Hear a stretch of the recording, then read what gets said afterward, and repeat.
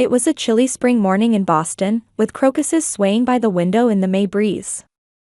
Amy Collins was preparing breakfast while suffering from shoulder stiffness. Moving around the kitchen with her large 8-month pregnant belly wasn't easy, but she smiled as she gently placed her hand on her rounded stomach. "Good morning, my two beautiful ones." David embraced her tenderly from behind. His arms wrapped around Amy's swollen belly, gently trying to feel the baby's movements. "David, you're still here. You'll be late for work," Amy said. "It's fine. I don't have any important meetings today, and you and the baby are my top priority," he said, kissing her neck. "Besides, it's my own company, so no one will complain if I'm late." Even as he spoke, his words contained a small lie. David had told everyone he ran a small architectural firm, but in reality, he was the CEO of A. Morrison International, a large corporation. However, he didn't want his wealth or status to come first in his relationships. Especially with Amy, he wanted to make sure she loved him purely for himself. "Just 2 more weeks until the due date," Amy said with an expression that mixed anxiety and anticipation. "May 15th. I'm scared but happy to think about meeting our child." "You'll be a wonderful mother," David replied while massaging her shoulders. "I know your strength and kindness." Amy smiled, but there was a shadow in her eyes. Her mind had traveled to the past. When Amy was 10 and her sister Brooke was 6, on the day Amy won the county's art competition, her parents had prioritized Brooke's small swimming meet. "You always do well," her father James had said. "Brooke needs to build her confidence." Things hadn't changed by high school. The day Amy won a national student design contest, her parents attended Brooke's cheerleading competition. Amy attended the awards ceremony alone, feeling proud but somewhat lonely as she received her certificate. "Amy? Are you listening?" David's voice brought her back to reality. "Sorry, I was just thinking," she said. "Mom called again yesterday. About Brooke." David's expression clouded. "What happened now?" "Brooke sent photos of her new condominium with Ryan. Mom said, Brooke has really been successful. Building a nice home with such a fine man," Amy sighed. David shook his head. "They don't understand your worth. You're a talented designer who's built your career on your own.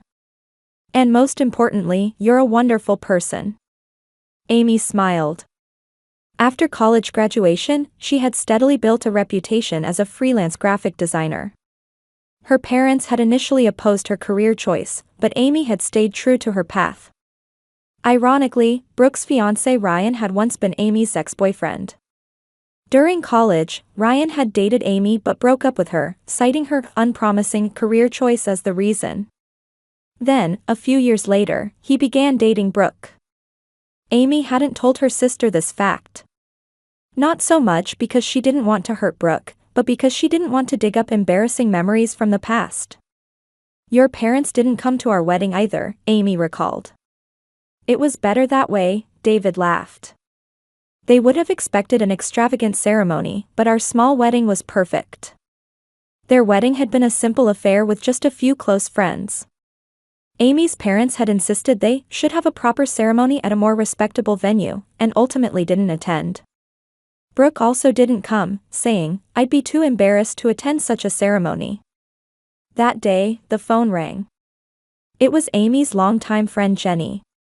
"Amy, did you hear? Brooke got engaged. To Ryan." Amy was momentarily speechless. "Yes. I know. She posted on social media about the huge ring she got. And the venue is going to be the Ritz-Carlton." After hanging up, Amy gazed out the kitchen window. Her home was simple but comfortable and filled with love. The peaceful daily life she had built with David was a treasure she wouldn't trade for anything. Remembering her family's reaction when she told them about her pregnancy, Amy let out a small sigh. Her mother had said, "So you're finally having a child," and quickly changed the subject to Brooke's recent promotion. Her father said congratulations, but added, "It must be difficult raising a child with David's small office." Amy whispered to her unborn baby, "You are loved." Daddy and Mommy are eagerly waiting for you. David stood beside her, and together they gazed at the morning sun streaming through the window. Before them stretched a new life and a future they would build together. When Amy was working on a logo design for a client in her home office, the phone rang. It was Brooke. Amy. It's finally decided. Brooke's voice was high with excitement. The wedding date. I mailed the invitations today. They should arrive tomorrow. Amy smiled at her sister's joy and asked, "Congratulations. Where will it be held?" At the Four Seasons Hotel. We'll exchange vows at sunset in the rooftop garden, Brooke continued in a dreamy voice. All the flower arrangements will be white and pink roses, and there will be a champagne tower. Anne. Brooke went on and on about the details of the lavish wedding. Amy nodded occasionally, thinking, that's so like her. Brooke's talk always focused on fashion, decoration, and outward beauty. Oh, and Ryan's boss is coming. He's a vice president at a very large company. This wedding should help with his promotion, Brooke said proudly. Your husband should come too. Even though it's a small office, I'm sure he'll learn a lot. Amy closed her eyes and took a deep breath. Her sister's condescending attitude hadn't changed over the years. David is very busy, so we won't know until the day, she said gently. In fact, she still hadn't revealed to her family that he was the CEO of A. Morrison International. The next day, as predicted, a thick invitation arrived. Amy took out the card from the elegant cream-colored envelope, which had the date and place written in elegant script. Her eyes were fixed on the date. May 15th. That was her due date. David. Amy passed the invitation to her husband with trembling hands. Look. David looked at the invitation and then raised his eyes to his wife. Isn't that your due date? Yes, Amy collapsed onto the sofa. She knows. I must have told her. When I announced my pregnancy, I mentioned the due date. Anger flickered across David's face. It seems they don't consider your pregnancy very important. Surely not, it might be coincidental, Amy said, though she didn't believe it herself. Anyway, I'll call Mom. Charlotte Collins answered on the third ring. Amy, did you get the invitation? Isn't it lovely? Brooke has planned everything perfectly. Mom, the wedding is on May 15th, Amy said quietly. That's my due date. There was a moment of silence on the other end. Yes. Charlotte said awkwardly. But it's rare for babies to be born exactly on their due date, isn't it? They're either early or late. Still, I'll be in my last month. Amy, Charlotte's voice grew cold. Brooke has negotiated with the hotel and vendors for months. This date cannot be changed. I might not be able to attend, Amy said. I'll be either just before or after giving birth. Childbirth only takes a few hours, Charlotte declared. Come right after it's over.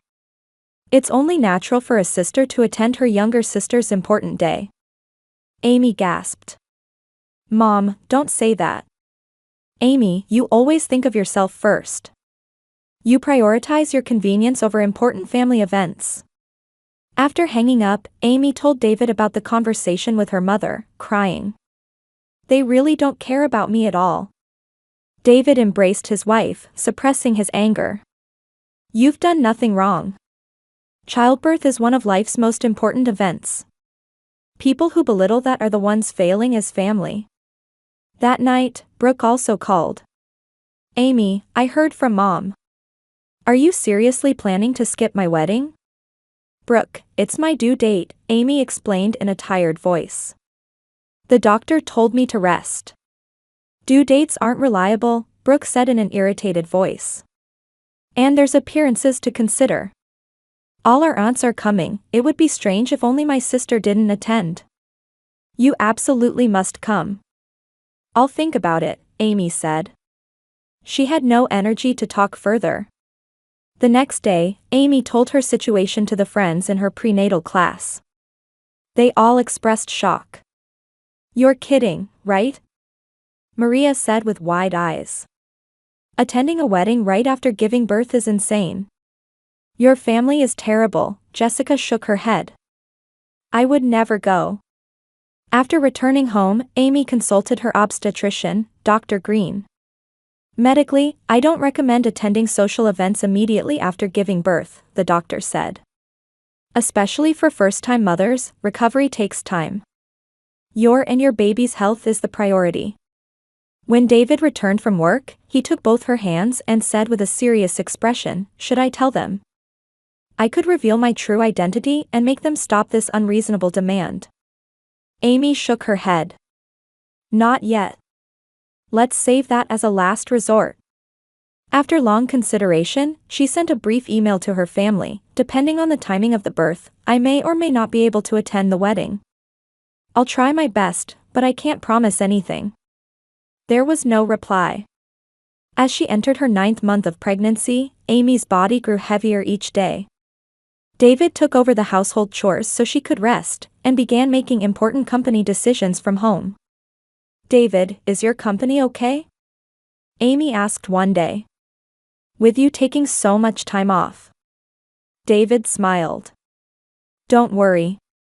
Everything is going well. Besides, I have an excellent vice president. While Amy was grateful for her husband's devoted love, she was hurt by her family's cold attitude. One night, she was quietly crying in bed. What's wrong?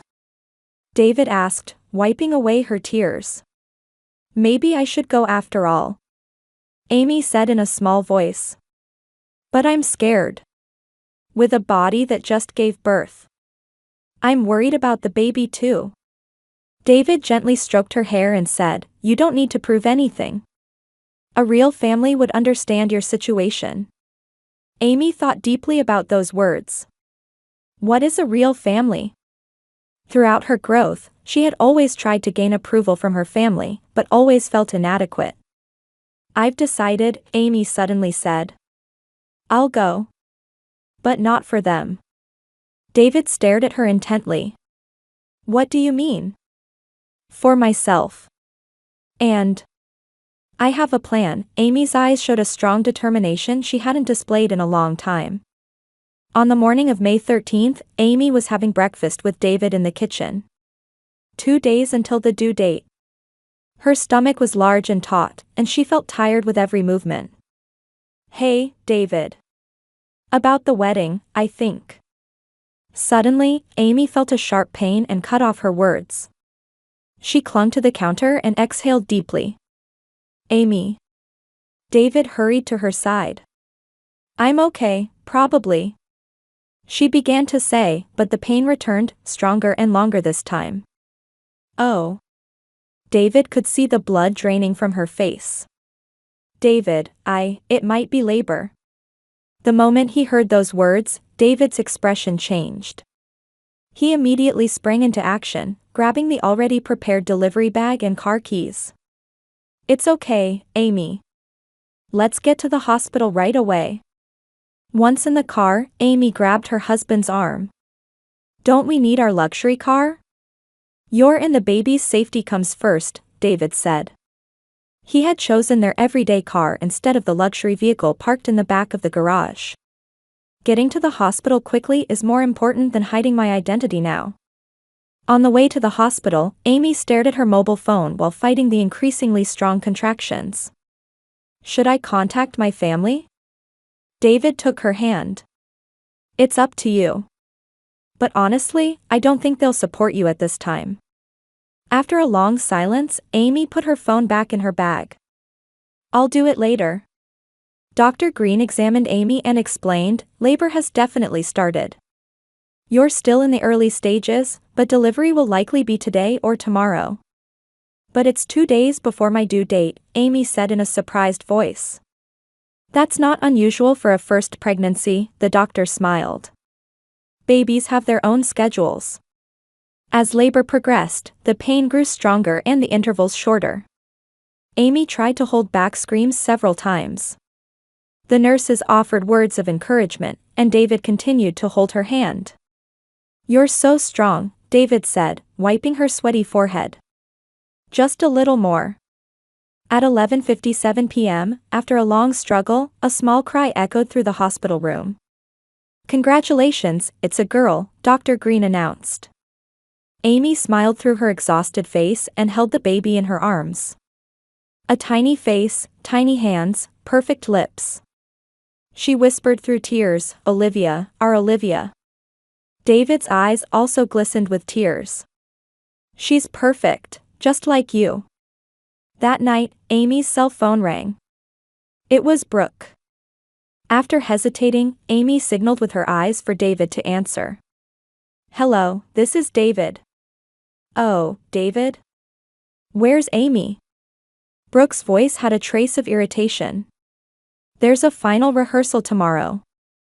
I need to confirm something with Amy." David looked at Amy. She gave a small shake of her head. "Amy is resting right now. If you have a message..." "Oh, come on." Brooke made no attempt to hide her anger.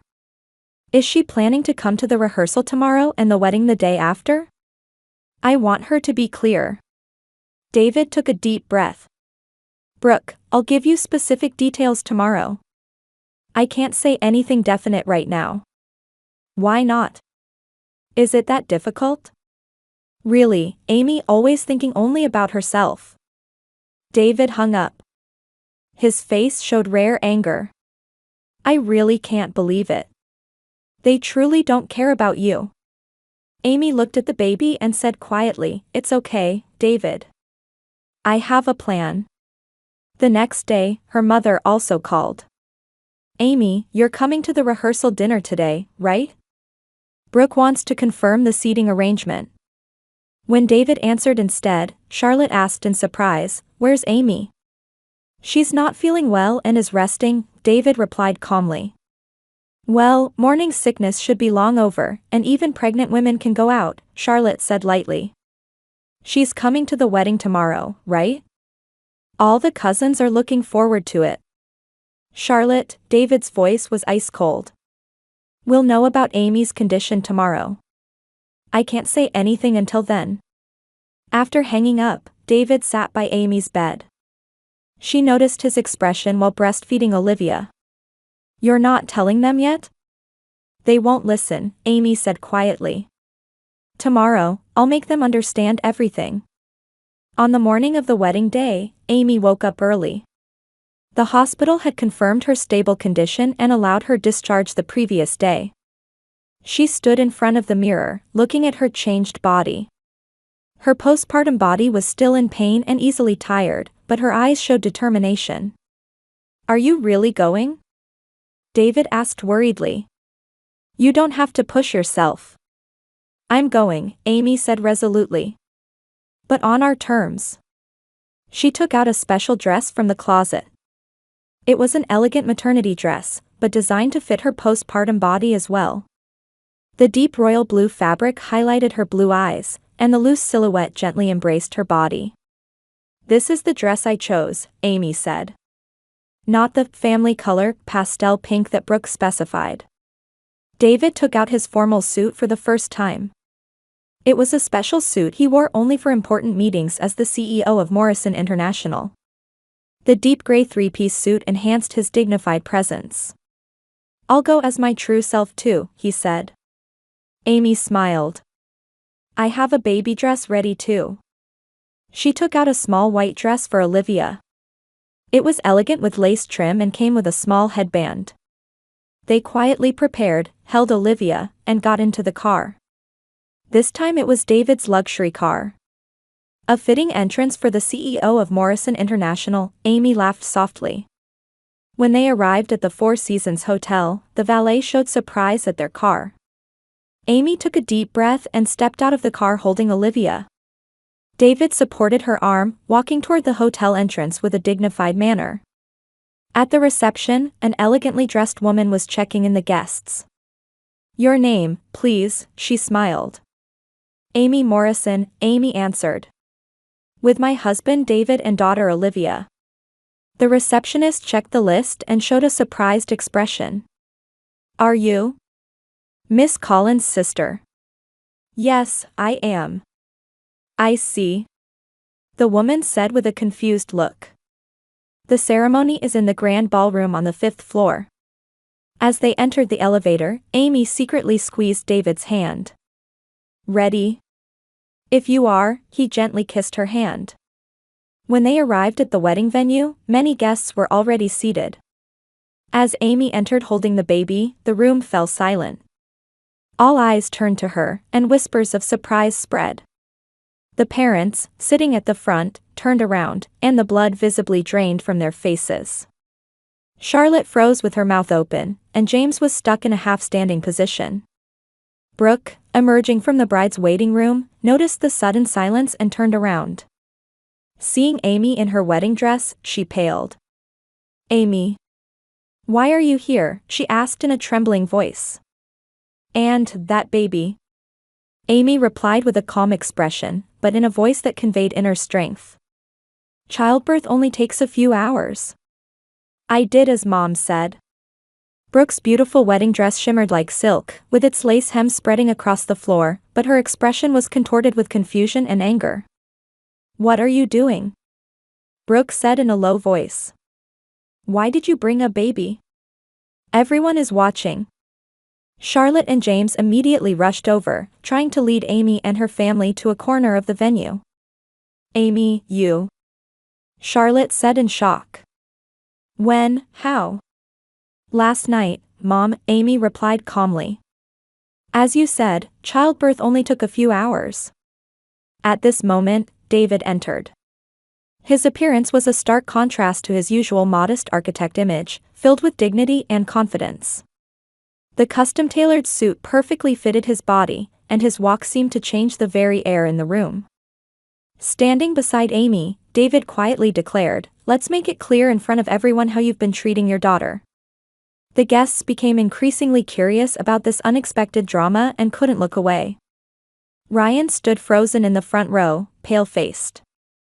Amy, Charlotte quickly said in a lowered voice. The ceremony is in progress. We'll talk later. Please, don't cause a scene. Amy slowly shook her head. No, Mom. I've been silent long enough. Gently holding the baby, she began to speak to the audience in a quiet but powerful voice. Everyone, I am Amy, Brooke's sister. And this is my daughter, Olivia. She was born yesterday. Today was actually my due date, but she came a little early. Whispers spread among the guests. Amy continued. For my family, I was always second best. Even when I won school competitions or graduated university at the top of my class, my achievements were always treated as a matter of course. In contrast, even my sister Brooke's small successes were greatly celebrated. Brooke's face reddened with anger and embarrassment. Amy, stop. This is my day. Yes, your day, Amy said calmly. That's why you scheduled it on my due date. You must have known. It was coincidence. Brooke raised her voice. Because of the hotel booking. David stepped forward. Excuse me, everyone. I am David Morrison. Amy's husband. At that name, a murmur ran through the venue. Ryan's face further paled. Morrison? From Morrison International. Ryan's voice was shaking. Yes, David nodded. I told the Collins family I ran a small architectural firm. But in reality, I am the CEO of Morrison International. James and Charlotte were speechless, looking at each other. Why did you hide it? James asked in a trembling voice. Because I wanted to be valued as a person, David answered sincerely. When I first met Amy, she showed no interest in my position or wealth. She saw me purely as a person. Unfortunately, her family consistently failed to see her value. Brooke suddenly exploded with emotion. Always, always, Amy. Perfect Amy. Smart, talented, capable of anything. I was always compared and asked, why can't you be like Amy? The venue was enveloped in breathless silence. Brooke's confession surprised many. Brooke. Amy said in surprise. I had no idea that's how you felt. You probably didn't know, Brooke continued, crying. I started dating Ryan partly because he was your ex-boyfriend. I wanted to take something from you, to win at least in one thing. Ryan looked up, staring at Brooke with a shocked expression. What? So that's what it was. Charlotte covered her face with her hands and began to cry softly.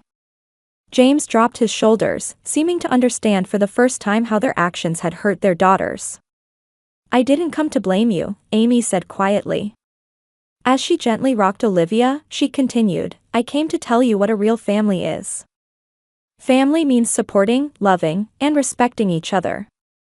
It's about true bonds, not appearances or social standing. David stood next to her and added, what Amy taught me is that a person's value isn't in titles or property, but in their heart. Those words resonated throughout the venue. Brooke took a deep breath and lifted the hem of her wedding dress to approach Amy. The two looked at each other for a long time. I am sorry, Brooke finally said. I tried to ruin your special day. Me too, Amy smiled. For showing up like this on your important day. Brooke hesitantly looked at the baby in Amy's arms. She's beautiful. She's your niece, Brooke. Ryan stood by Brooke's side, looking at her with a complex expression. His eyes showed questions and confusion. Their relationship would undoubtedly be re-evaluated after today's events. Charlotte and James slowly approached. Amy, Charlotte stumbled over her words. We've been terrible parents, haven't we? There's still a chance to make amends, David said. Today could be a new beginning. The atmosphere in the venue began to change. The initial shock and tension were transforming into something new, something closer to truth. Amy smiled slightly and kissed Olivia's forehead. Now, she said. Today is Brooke's wedding. We should celebrate. Brooke wiped her tears and nodded. Happy birthday, Olivia. Voices overlapped and smiles shone. Amy and David's spacious living room was decorated for their little girl's first birthday. Pastel balloons swayed from the ceiling, and happy birthday letters adorned the walls. Through the windows, the beautiful Boston skyline was visible, with May sunlight brightly illuminating the room. The Morrison home was luxurious yet warm and inviting. Olivia sat at a small table, curiously examining the birthday cake in front of her. Her hair had a small ribbon, her blue eyes resembled David's, and her smile was like Amy's. The doorbell rang, and Amy headed to the entrance. Opening the door, she found her parents and Brooke standing there with gifts in their hands. Sorry we're late, Charlotte said with a slightly nervous expression. The roads were crowded. It's fine, Mom. We just brought out the cake, Amy smiled, inviting them in. Many things had changed since that day a year ago. Weekly family dinners had begun, and Charlotte was making efforts to build a relationship with Olivia. She now showed a gentle expression while holding her granddaughter that she had never shown before. James stood beside Amy and said in a small voice, "It's a wonderful party." "Thank you, Dad," Amy replied. Their relationship wasn't fully repaired yet, but James had acknowledged his mistakes and sincerely apologized. Most importantly, he had begun to recognize Amy's talent and strength for the first time. Brooke waved to Olivia. She had come alone. "Where's Ryan?" Amy quietly asked. "He's not coming," Brooke smiled slightly. "We've decided to divorce." Brooke.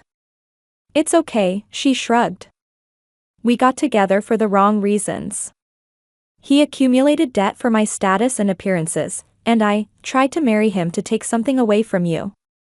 Such a relationship couldn't work." Brooke had changed. A new light dwelled in her eyes, and her former arrogance was gone. "I found a new job," she continued. "I quit the luxury brand and now work at a small gallery.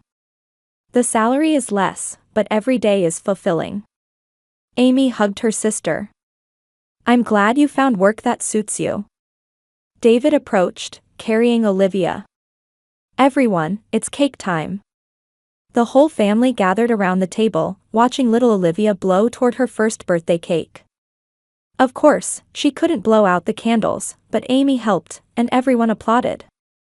Looking at this scene, Amy quietly reflected. A real family isn't just about blood ties, but about respecting each other and loving unconditionally. It might take time to completely heal the wounds of the past, but she was ready to build new relationships. Amy now truly understood that love and sincerity, not appearances or social status, are what matter most in life. She looked at David and Olivia, then around at her entire family. This was her precious family. Not perfect, perhaps, but a family that grows, learns, and loves each other.